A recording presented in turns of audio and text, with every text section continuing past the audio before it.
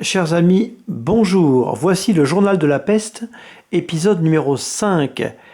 Comment tenir dans cette période de confinement? Et aujourd'hui, je suis en compagnie du père Jean Roulier. Bonjour mon père. Oui, c'est une question qu'on peut tous se poser parce que ça fait déjà 3 semaines pratiquement que nous sommes en confinement.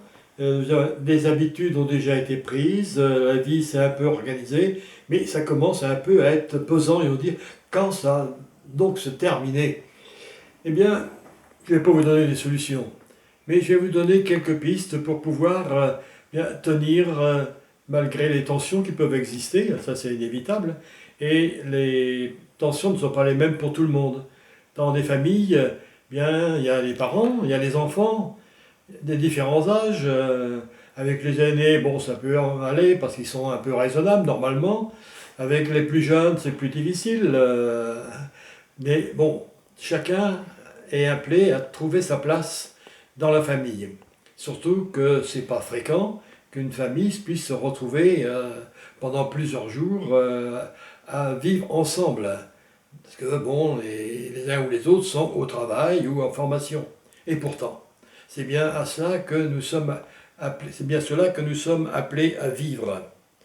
Mais c'est différent donc aussi pour les personnes qui sont en maison de retraite.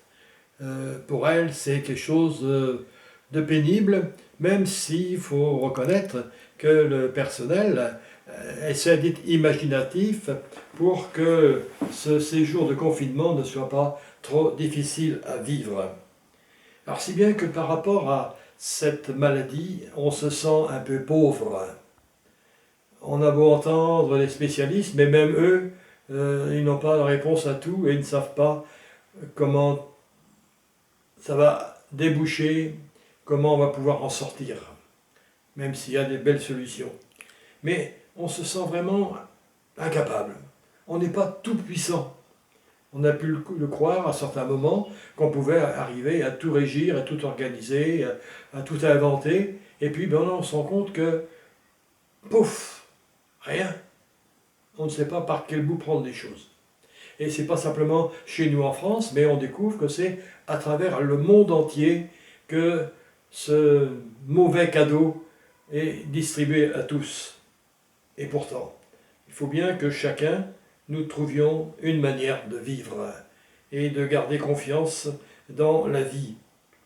Et je crois que dans une famille, et d'ailleurs les familles en ont déjà parlé, c'est que c'est au moins une occasion de pouvoir passer des moments ensemble, soit autour de la table, soit à d'autres moments, pour pouvoir échanger, pour pouvoir partager ce que chacun vit, les difficultés qu'il rencontre, et puis aussi les joies. C'est pas parce qu'on est malade que tout est triste. Et puis, pouvoir discuter, pouvoir jouer. Il paraît qu'on a ressorti les petits jeux de société pour passer une bonne soirée ensemble. Et puis, bon, il n'est pas interdit non plus de se raconter des bonnes histoires, de se faire des bonnes blagues. Et puis, je crois qu'il est important aussi, c'est de prendre contact aux gens qui sont plus handicapés, les gens qui sont en maison de retraite, leur donner un petit coup de fil, leur envoyer un petit message, c'est une manière de leur dire que ben, on pense à eux. Et puis aussi, se donner du temps. Dans la vie quotidienne, habituelle, on court. Bien là, on est bien obligé de marcher au ralenti. Puisque donc on peut difficilement sortir, ou alors avec le minimum de temps. Et ce qui est important, c'est de pouvoir s'arrêter, se poser, comme on dit, pour découvrir un peu le silence. Ça, le silence, quelquefois, dans notre société d'aujourd'hui, c'est une denrée rare, parce qu'en plus, euh, on s'invente des moyens de faire du bruit. Il y a déjà tous nos engins, même à la cuisine, il y a des engins, des outils ménagers qui font du bruit. Il y a la télé, les, les, les moyens de communication. On a pratiquement, c'est comme si on refusait certains jours de rester en silence, par peur de se retrouver face à soi-même tel que l'on est, là aussi avec notre pauvreté, notre misère, parce qu'on n'est pas capable de faire grand-chose tout seul, si on n'a pas le soutien de ceux qui nous entourent. Et puis je crois que le silence posé, ça peut nous permettre bien de réfléchir un peu à ce qu'on est en train de vivre et de nous, je dirais, de nous regarder au-delà de notre seul horizon, de la famille, de la région, même de notre pays, et de découvrir que dans d'autres pays à travers le monde qui vivent des situations plus difficiles parce qu'ils n'ont pas, comme nous, la chance d'avoir des moyens ou des capacités, des possibilités pour pouvoir s'isoler, se soigner et pouvoir s'en sortir eux aussi. Et je crois que ce temps de silence, c'est une occasion d'ouvrir nos horizons, de pas simplement se replier sur nous-mêmes. Et puis c'est aussi, pour nous, chrétiens, une occasion de nous rappeler, bien que dans ce domaine de la souffrance que nous vivons aujourd'hui, même si tout le monde ne souffre pas de la même manière, mais c'est aussi une occasion de nous rappeler un message qui est très présent dans la Bible, c'est que Dieu ne nous abandonne pas, même quand nous sommes dans la pire souffrance, la pire misère. Et cela, on trouve ça dans un certain nombre de textes de la Bible. Et puis, je crois aussi, silence, c'est aussi un moyen de réfléchir à ce que nous vivons. Parce que même nous avons vécu depuis le début de notre enfermement, et repenser à ce que nous avons vécu ou entendu autour de nous, et qui nous a réconfortés, qui nous a fait plaisir, qui nous a donné de la joie. Bien peut-être simplement pour dire merci Seigneur de m'avoir permis de découvrir cela et de pouvoir m'en réjouir. Ou au contraire, ce qui est inévitable, pardon pour les tensions qu'on pu se vivre, les engueulades qu'il y a pu avoir à la maison, les coups de colère, les coups de blues, bien, pour essayer de repartir d'une nouvelle manière en étant plus à l'écoute les uns des autres, avec son tempérament, que dans une famille, tout le monde n'a pas le même tempérament, tout le monde ne réagit pas de la même façon. Alors j'ai une question, mon père. Vous avez parlé du silence, du fait que le silence est important. Comment vous faites, vous, quand vous êtes en silence? Est-ce que ça vous est pas un peu pénible de faire silence? Et dans ces cas-là, comment vous vous en sortez? Le silence, je dirais bien, c'est pas quelque chose qui me pèse. J'ai cette chance-là, je suis capable de rester, au niveau du temps, je dirais pour rester un quart d'heure en silence, mais quand on est en silence, il n'y a pas de bruit extérieur, mais il y a des choses qui se passent dans nos têtes. Notre esprit, notre intelligence, bien, est capable, je dirais, de meubler ce silence extérieur et de nous nourrir de ce qu'on a au fond de nous-mêmes.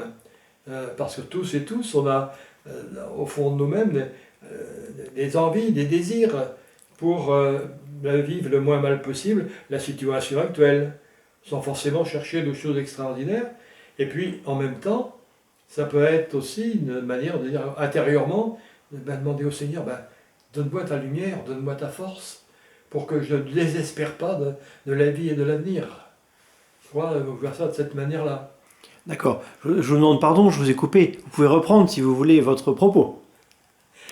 Donc, c'était en plus par rapport au silence. Et ce qui débouche automatiquement, en fait, le silence peut déboucher sur la prière. La prière, c'est un acte, je dirais, incontournable pour un chrétien. Un chrétien qui ne prend plus le temps de prier, bien sa foi risque bien de mourir. Pas de maladie, mais d'absence de nourriture. Et la prière, c'est un peu nous remettre entre les mains du Seigneur, en disant voilà ce que je vis aujourd'hui, voilà ce qui me réjouit, ce qui m'inquiète, ce que j'espère. Bien, je te présente ça, Seigneur, avec ma pauvreté, mais avec aussi ma confiance en toi, sans savoir comment tu vas pouvoir me répondre. Il y a un psaume qui dit bien ça, qui est bien connu. Je mets mon espoir dans le Seigneur, je suis sûr de sa parole.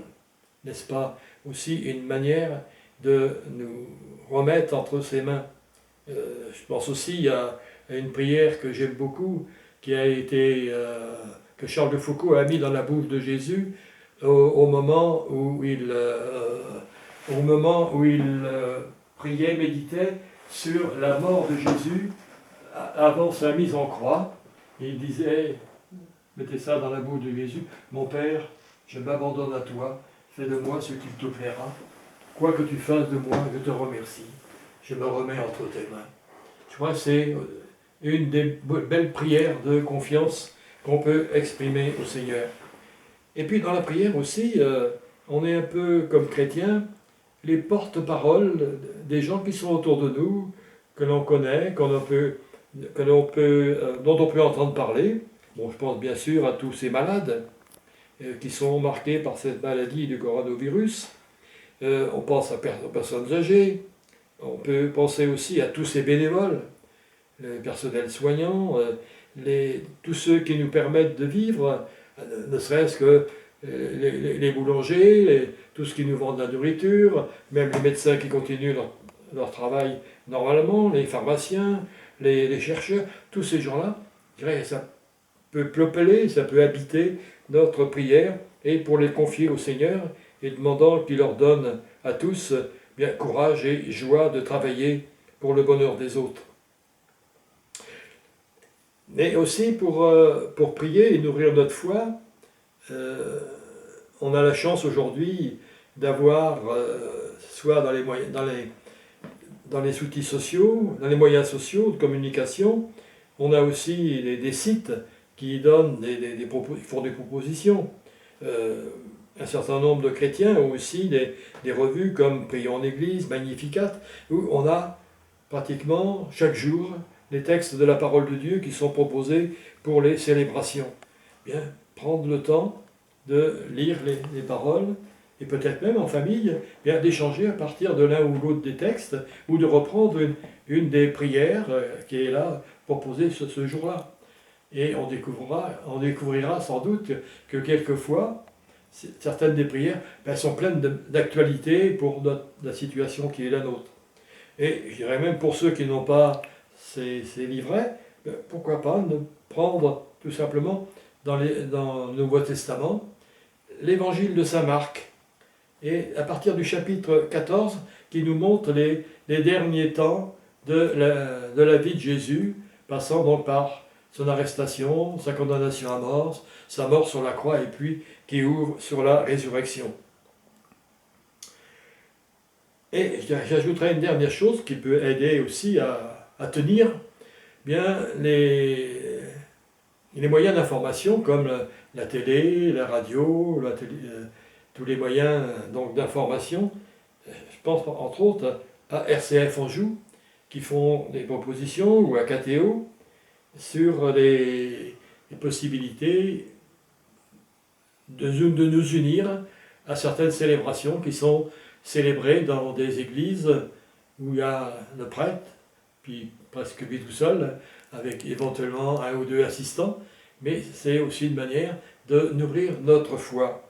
Et puis il y a le site de la paroisse, aussi vous pouvez trouver des indications qui vous permettent aussi à la fois de nourrir votre prière, et puis de vous tenir au courant de la vie de la paroisse. Est-ce que vous pouvez donner un exemple, par exemple, pour l'un des jours saints, pour le jeudi, ou le vendredi, ou le samedi, ou le dimanche de la semaine sainte, d'une chose qu'on peut faire concrètement chez soi pour vivre l'un des jours saints? Juste un exemple. Juste un exemple. Eh bien, je pense peut-être au Vendredi Saint, Vendredi Saint, c'est une célébration que j'aime beaucoup parce qu'elle est très sobre et elle est uniquement centrée à la fois sur un moment important de la foi chrétienne, avec la mort de Jésus sur la croix, et puis en même temps, dans un moment de la célébration, cette ouverture universelle avec une prière qui est vraiment universelle. Cet élément-là. Et puis, ce qui est proposé, c'est donc honorer la croix. Et justement, mercredi dernier, le pape François, dans sa méditation sur la place Saint-Pierre, au moment où il a donné sa bénédiction Orbi et Orbi, Ubi et Urbi et Orbi, et je mélange, qui veut dire pour la ville et pour le monde, il a eu une méditation, un encouragement à embrasser la croix. Alors je vous lis ce petit texte que j'ai retenu. Embrasser la croix, c'est trouver le courage d'embrasser toutes les contrariétés du temps présent, en abandonnant un moment notre soif de toute puissance et de possession pour faire place à la créativité que seul l'Esprit Saint est capable de susciter. Étreindre le Seigneur pour embrasser l'espérance, voilà la force de la foi qui libère de la peur et donne de l'espérance.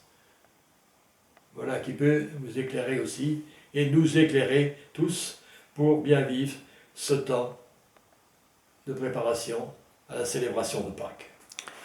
Eh bien, merci mon père, et puis bonne préparation de fin de confinement. Merci beaucoup.